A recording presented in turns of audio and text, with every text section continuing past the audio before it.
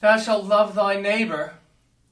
Love thy neighbor. Perhaps he rolls in riches and thou art poor, and living in thy little cot side by side with his lordly mansion.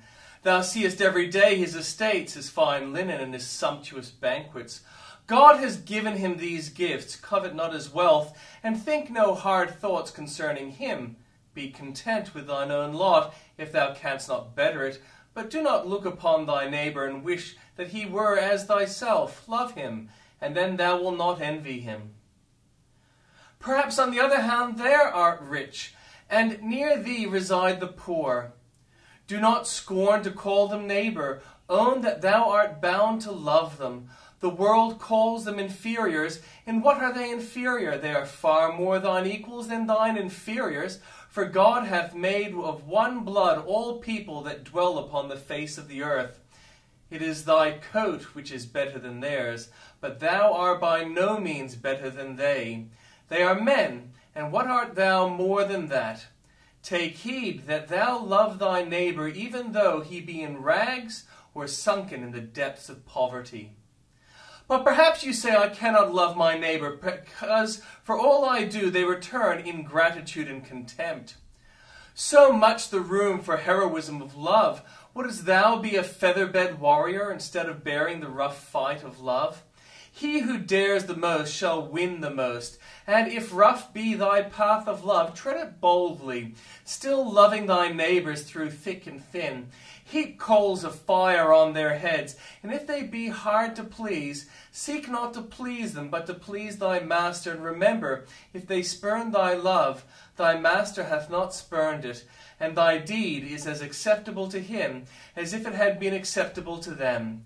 Love thy neighbor, for in so doing thou art following the footsteps of Christ.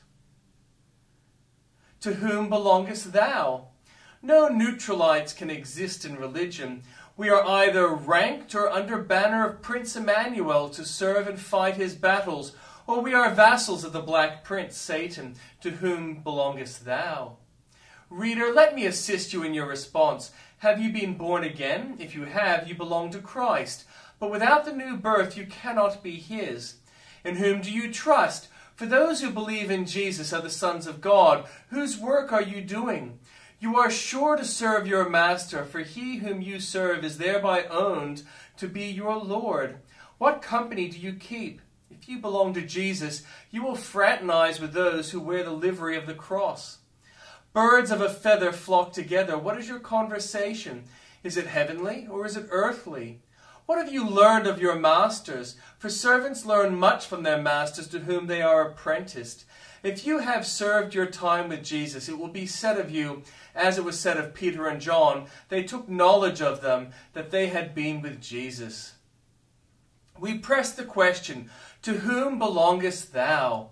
Answer honestly before you give sleep to your eyes. If you are not Christ's, you are in hard service. Run away from your cruel master. Enter into the service of the Lord of love, and you shall enjoy a life of blessedness.